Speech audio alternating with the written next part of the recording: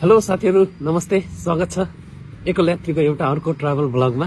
योभन्दा अघिल्लो भिडियोमा तपाईहरूले गोवा भास्को डी गामा सहर मेरो साथमा घुम्नुभयो। आज म वान नाइटको स्टे पछि यहाँबाट निस्केको छु। अहिले बिहान 8 बज्न थालेको छ हैन। यहाँबाट म अहिले भास्को डी गामाबाट मडगाउँ जान्छु। मडगाउँमा मेरो बेलुकाको ट्रेन छ। मतलब म टिकट त काटे छैन, जनरलमा जाने हो, तर बेलुका दिनभरि पनि जान्छन्, तर म बेलुका जाने हो।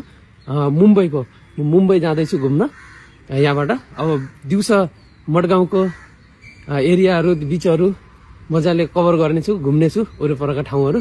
अनि त्यसपछि बेलुका मुम्बईको ट्रेन समातेर जानेछु।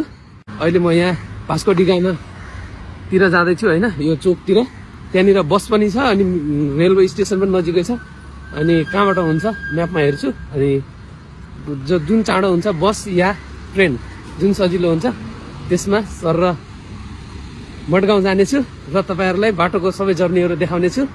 बाँकी कुरा बाटोमा गर्नेछौँ। आउनुहोस् एकल यात्रीसँग यात्रा गरौँ।